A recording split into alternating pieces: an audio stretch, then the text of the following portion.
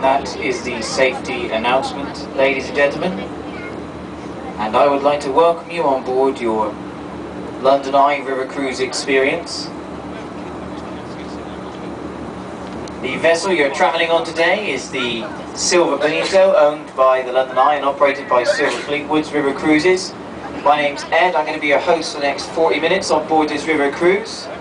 With me today is my colleague Bruce. Should you require any assistance, Bruce is around. Do go ahead and seek him out if you require any assistance.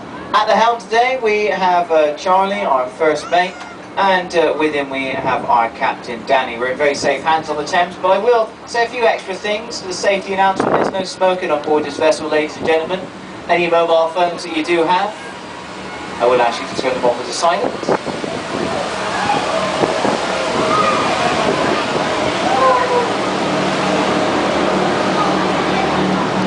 Your toilet's located in the back bottom of the lower deck, and your upper deck is easily accessible to the lower deck via the stairs either side of the lobby. Again, I will say, do remember to remain seated throughout this cruise, ladies and gentlemen, especially if you're on the top deck here. We do ask you to remain seated, as standing up will block the captain's view. If you do need to go downstairs, that's absolutely fine. You can stand up to do that, you don't have to crawl. So there we are. Yes, I'd just like to also say, again, any children on board, no leaning too far over the sides, and no standing on the seats, as this could be dangerous. There you are. Righty-ho. I think that's everything, so now I can start talking about the other stuff that I've got to talk about. Of course, about these fantastic buildings that we're going to be seeing on our cruise. And of course, the first one, looking rather grand, the Houses of Parliament, where our government does stuff. Maybe know what they do? I'm not sure, to be honest. Not very friendly, are they? You're waving your hardest. They're not even waving back. Oh, it's the least they could do. Ah, there you are. Some of the staff are friendly, at least. Fantastic. So, passing by the Houses of Parliament. It looks really old, doesn't it? Really, really old. It isn't as old as you might think it is. A lot of people think it's medieval or something like that. It is in fact it is in fact Victorian. It's a Victorian building built in 1834. Actually, no, finished off in 1860, I should say. There was a big fire in 1834 that burned down the most of the buildings here. Interesting. From my view, I can just see a lot of yellow things out there. Some sort of rally of some sort. Army of yellow banners. Anyway, we are about to turn around here. Take a look over on our right hand side, and you'll see two flags in the middle of two sandy roofs. Those sandy roofs are the roofs of MI5, the Internal Security Service for the country, run by the Home Office. The spies spy on all of us. And if you look very closely, look on your right now, through the central arch of Lambeth Bridge, I'd expect for most of you, there is sort of cut off by the arch slightly, there's this sandy coloured building out there with really dark windows. You can just about see it there, it's got that little beachy bit in front of it.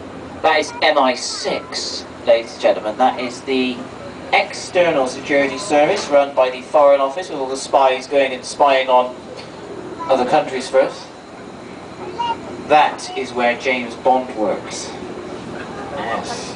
And if you don't believe me, you can watch the film The World Is Not Enough, and he comes out of there on a speedboat. So there you are. If that isn't proof that he exists, what is? So, we turn around now and we have a view of Westminster Bridge, and of course the London Eye there, 135 metres above London. I'll be talking about that in more detail in a moment. So, who can see Big Ben?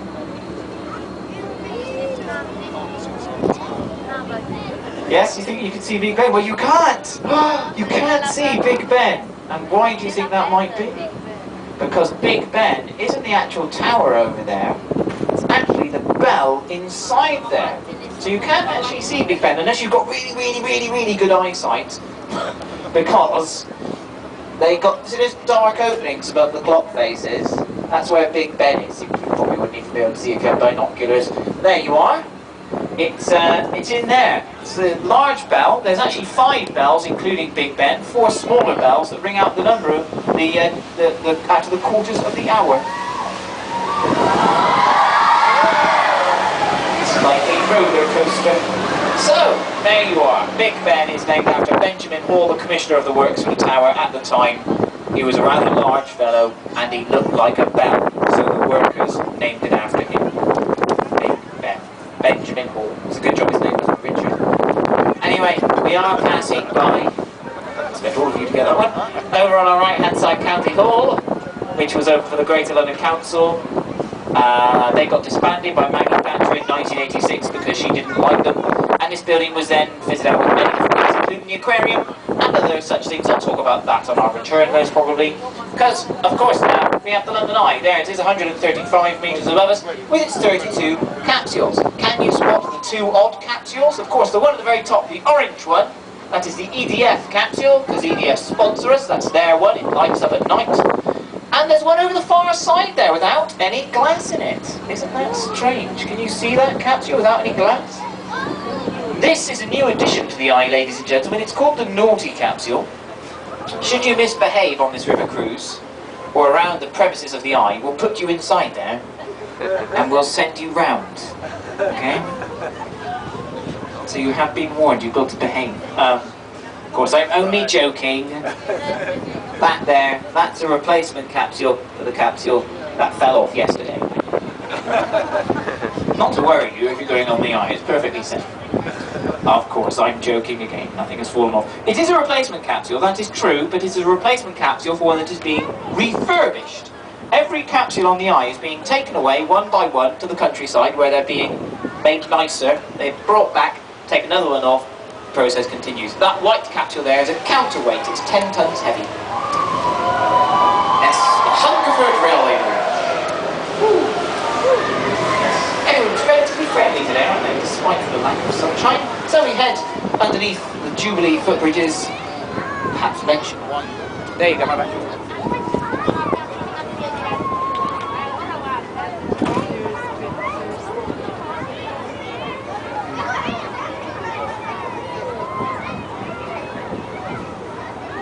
Sorry about that, my battery ran out, but now I am fully recharged. So, on our right-hand side, the South Bank Centre and the Royal Festival Hall we just passed by, opened for the Festival of Britain in 1951. So that was 60 years ago, so all this stuff going on here, all these colourful things, they're here because of the 60th anniversary of the Festival of Britain. There's lots of things here. This is possibly the most exciting and amazing fact you'll ever hear whilst in London, ladies and gentlemen. The bunting over there in the trees, that is the longest bunting in the world. Wow. I know, exciting. And look, there's a giant fox as well. Giant fox, can you see a giant fox? It's great, isn't it? Worsley Bridge. And over on our right-hand side, no, it's not a multi-storey car park, it's the National Theatre. It's just, well, ugly, really, isn't it, to be honest now. Some of you might like this style of architecture. If you do, you're a bit strange. But anyway, it's called brutalism. Modernist, brutalist architecture. Prince Charles thought it was very brutal, because when he came here, he said he thought it looked like the back end of a nuclear power station. So there you are. But it is nice on the inside, and children, you must remember that is of course what counts. Now, we are about to pass by London Studios over on our right hand side. London Studios, formerly London Weekend Television, I can remember that from when I was a wee nipper in the 80s. There you are, London Studios, where they film some of the most educational TV programmes in this country, such as Daybreak, Loose Women, Jeremy Kyle, Anton Dex, Push the Button, and many, many more. But let's discuss this wobble on our return journey, because over on the left you have St Paul's, 365 feet high, that's 1 foot for every day in the year.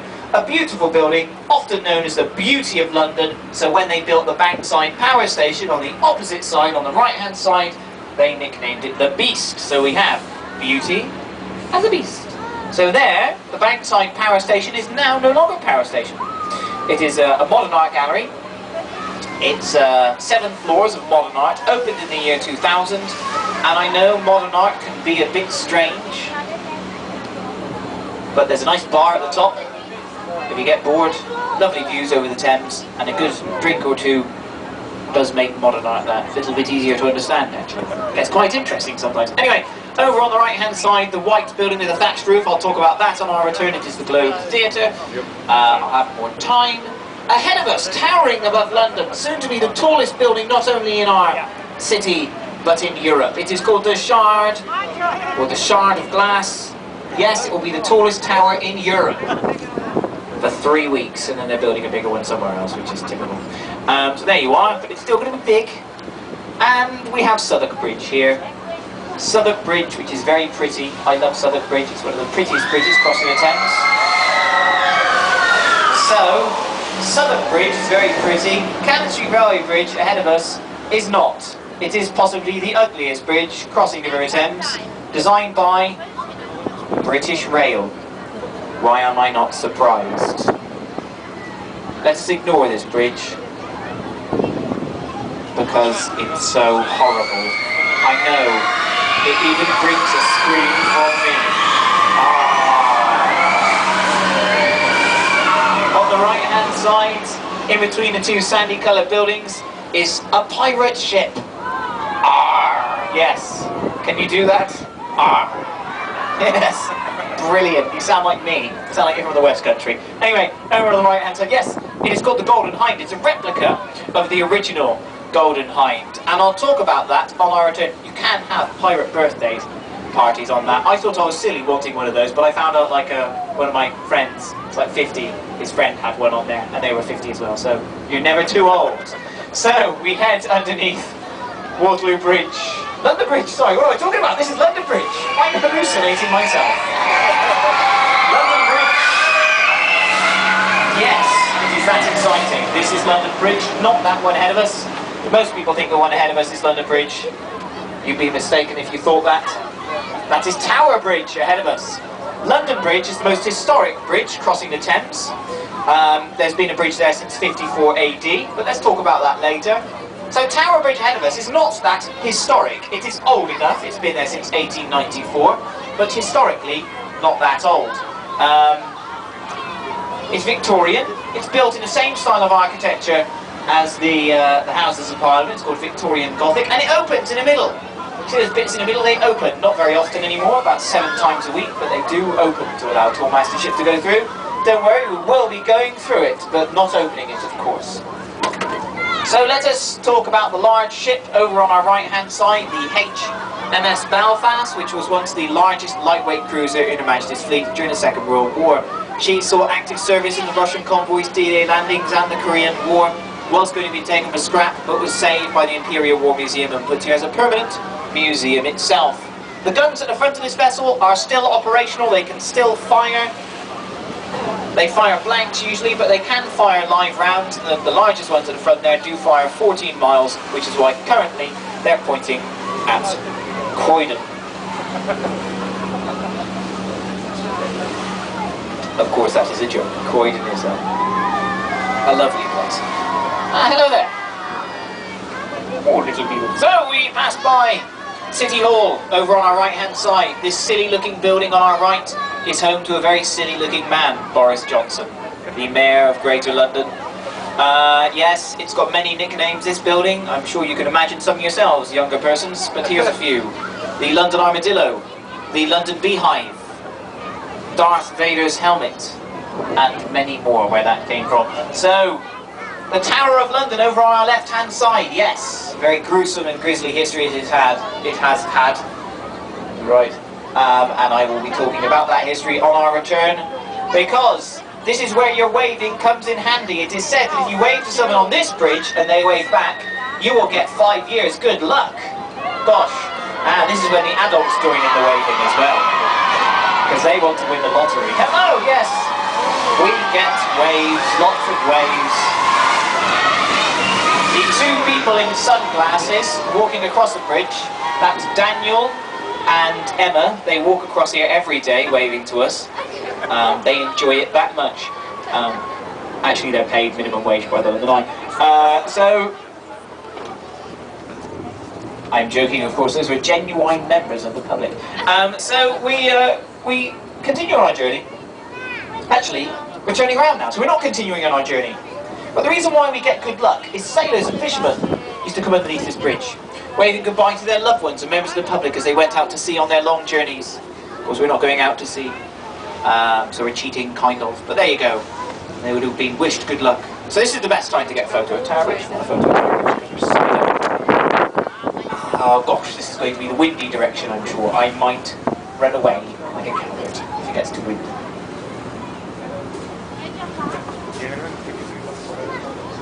I can, because I've got to talk. I've got to keep on going. I really am. Okay, I'm going to take it. There you go. Okie dokie, so we head.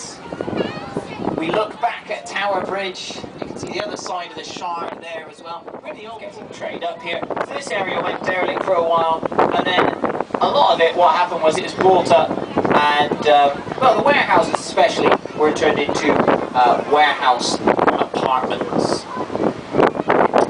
And those apartments are rather expensive. The ones in London's Wharf that we passed on our left there, the cheapest are about £2 million.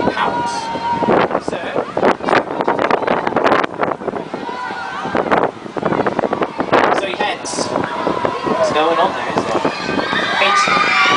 It's lucky no one waved to us though.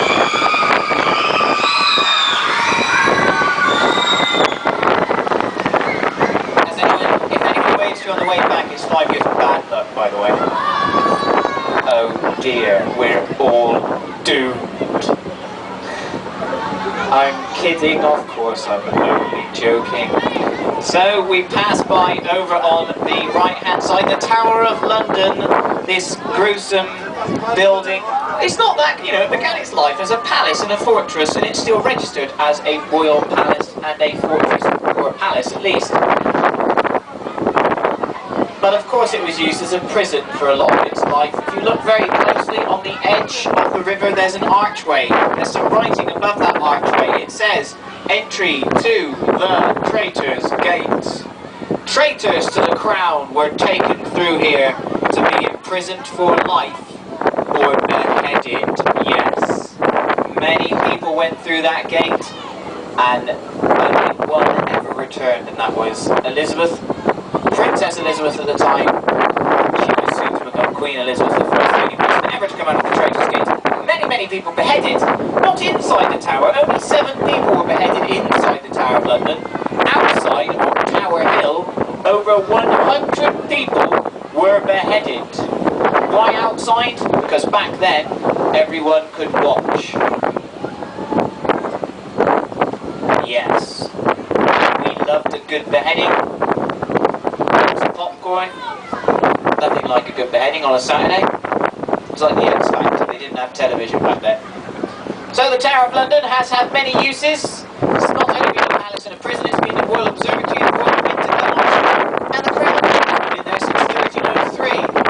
Yes, you can go into the Tower of London and go and see our Queen's collection of bling, basically. If you can get a ticket there. The largest cut diamond in the world in that collection, the Couloir diamond. But the Tower of London is behind us. Let's talk about the monument itself. You've got to look carefully for this one. You've got to look ahead of us.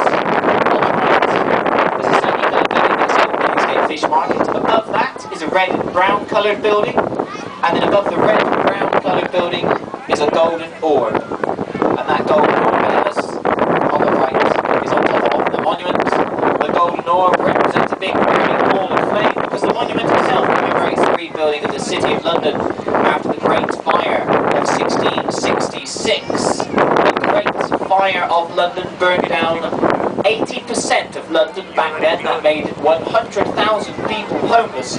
Burned down somewhere in the region of 13,300 houses. Yet, only 4 people actually died, which is quite surprising when you think about how much damage it did.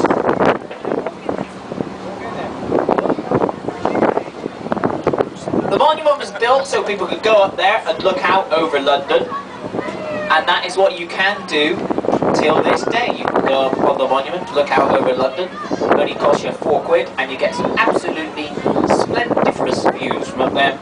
Anyway, you'll see the monument again in between the two grey buildings on our right.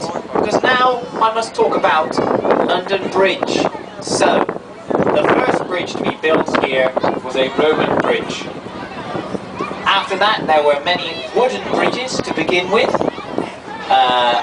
Pretty much for most of its history, the bridges here have been wooden. It was only until 1209 the first stone bridge was actually built here, and it had 19 arches spanning the river. It had 6 stories of shops and houses on it. It had a church and a drawbridge. The church, in fact, on the old stone bridge was in the middle. If you look in the middle of this bridge, you'll see a red symbol that commemorates that the church was being there. That is an important survey symbol for a church. Anyway, the medieval bridge got very old. It needed to be pulled down. The Victorians pulled it down in the 1800s and replaced it with their own bridge, which lasted for 130 years before being replaced by this one in 1971.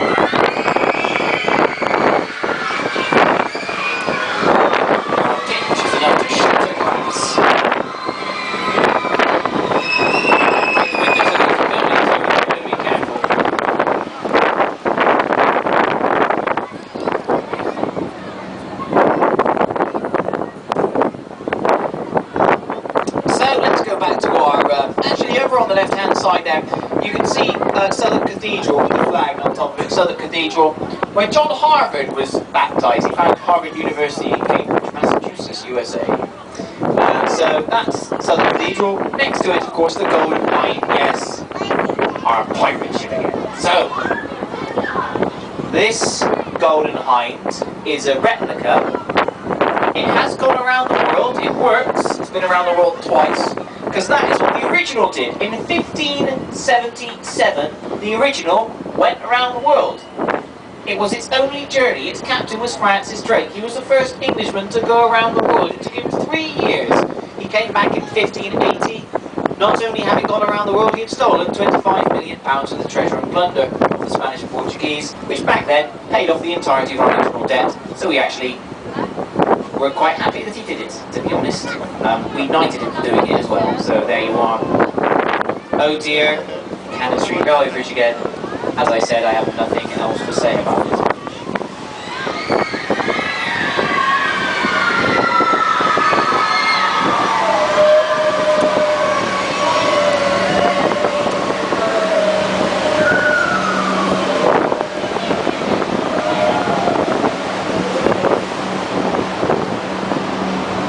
So we head towards Southwark Bridge, which is very pretty, I know, but it is also very lonely.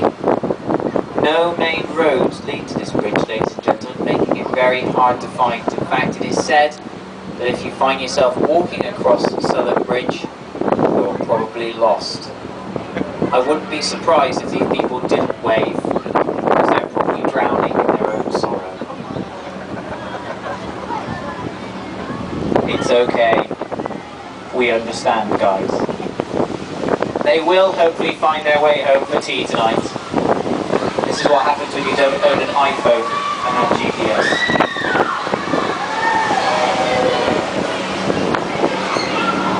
So, over on our left-hand side is the reproduction of the Globe Theatre with the red flag flying on it, the thatched roof, the white walls.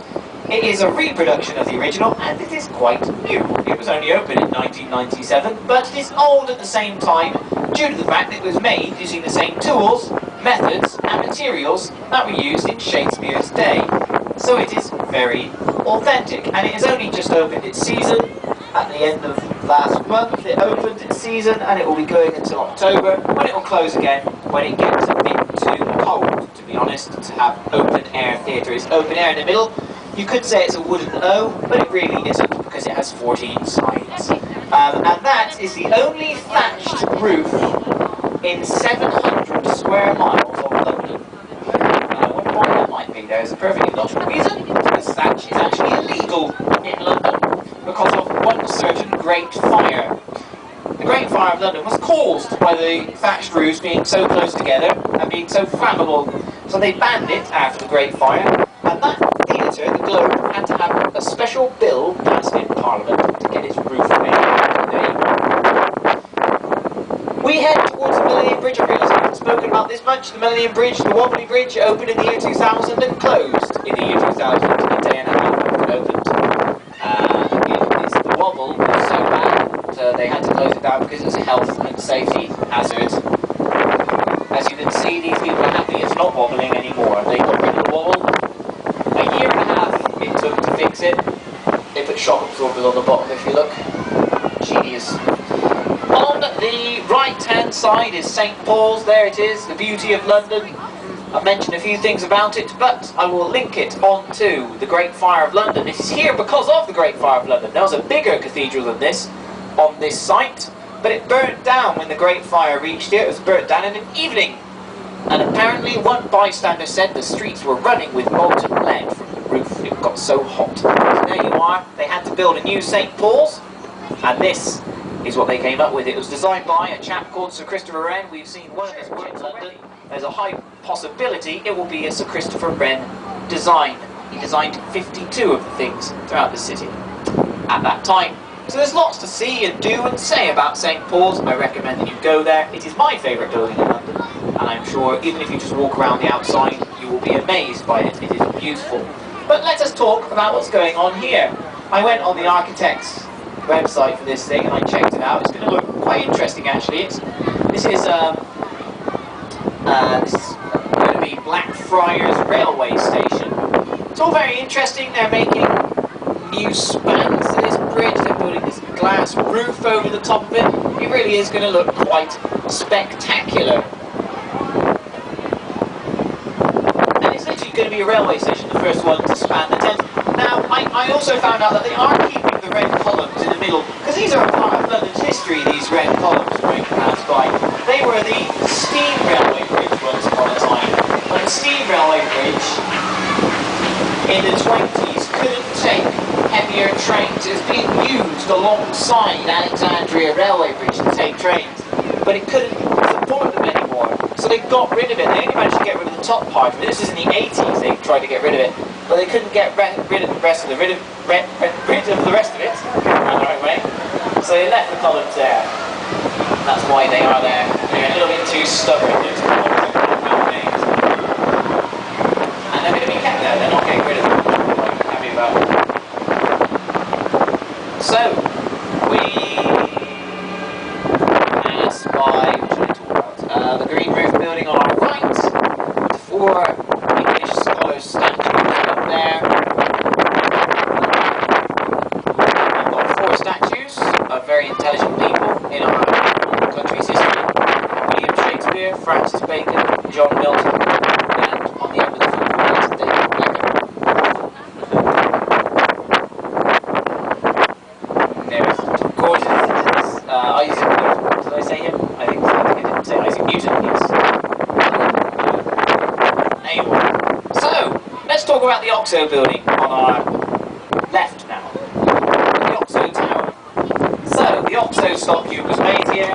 That tower must be advertising for the Oxo Stock Cube. As well, ladies and gentlemen, believe it or not, that is not advertising, because advertising is in fact illegal on the banks of the Thames. This is a royal causeway.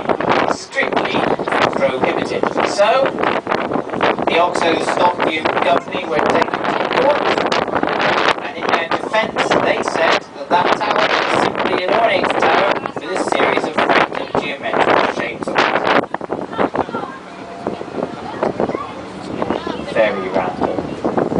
So we pass by the HMS President, which has a river bar now, and I think that's open to the public. It never was, this vessel, but it might be now, I think, which sounds pretty cool. And I would recommend going there, because it's a beautiful vessel. Never been there myself. It's a decoy vessel in the First World War it was. So originally. It's a twin of that vessel, I think.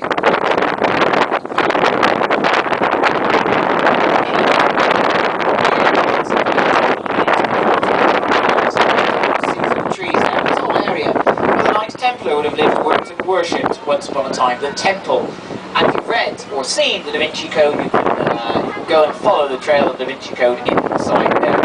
There's part of it that took place there in the Knights Templar Church, mainly featured. Can you see his archway over on our right? Can you see that bloke's face on it? There's a bearded man's face on there. That is Old Father Thames. He's a legendary spirit and protector of travellers on the Thames, so he's watching out for us right now. Now ahead of us is Waterloo Bridge. Waterloo Bridge is named after the Battle of Waterloo, where Wellington defeated Napoleon in 1815. Something rather strange happened on this bridge, ladies and gentlemen. Back in the 70s, a Bulgarian dissident playwright called Georgy Markov was assassinated on this bridge. It was the method in which he was assassinated which was rather strange. He was stabbed in the leg by a poisoned umbrella. And that is true. There was a ball of ricin, like a little pellet, and it had ricin in the tip of the umbrella. Stabbed him in the leg, the ricin got into his blood system. It was a very deadly chemical, and killed him. So there you are. Very strange, but it did happen. It's truth. It's in the papers and everything. Anyway, we do pass by Somerset House over on our right-hand side. It's a lovely Georgian building. It's got a lovely art gallery in there. It's home to a fountain display in the middle with 55 jets. It's open to the air, this big middle courtyard, and you can run in between the fountain. It's great. And also an ice rink during the winter months in the middle. If you look very, very closely, if you've got good eyesight, look at the building. Where that coach just went, the white coach, has an archway in the middle. And there, again, is Old Father Thames' face at the top of that archway. Just the archway below, directly below the dome. Down, down, down. There's an archway.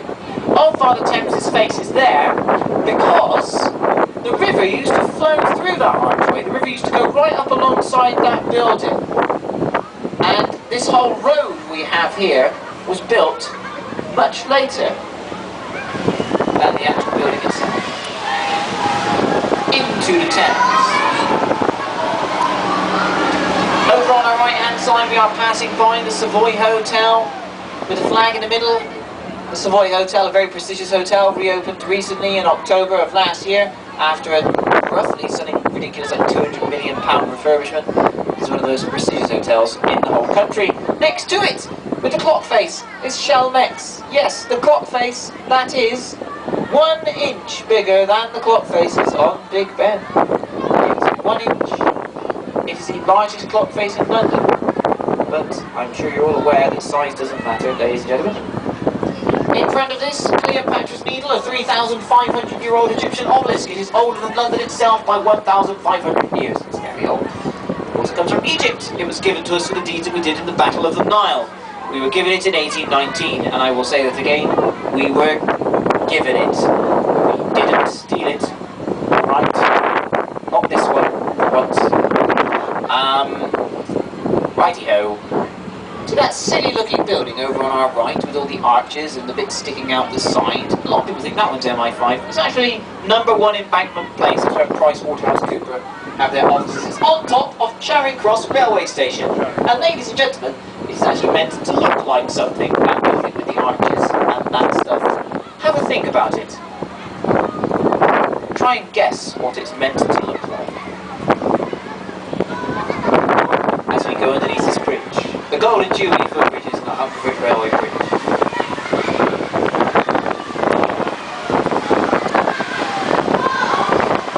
Our last chance to wave at people, and they are friendly, they're not hostile. You often get projectiles on this bridge. So, look back at #1 Embankment Place. What do you think it's meant to look like? It is meant to look like a train coming out of a tunnel onto the tracks in front of it with steam billowing out of the sides. I personally think it looks like a toaster. I don't know about you. I've had Batman's head, a jukebox, a crab, a spider, and someone I really can't mention. Now, on the right hand side, we are about to pass by. There's the MOD. with green roofs. 2/3 of the MOD go underground, ladies and gentlemen, housing a nuclear fallout shelter. 2/3. And if you look in front of it, there's a golden eagle. That is a Royal Air Force memorial for all the air service men and women who lost their lives in the First and Second World War.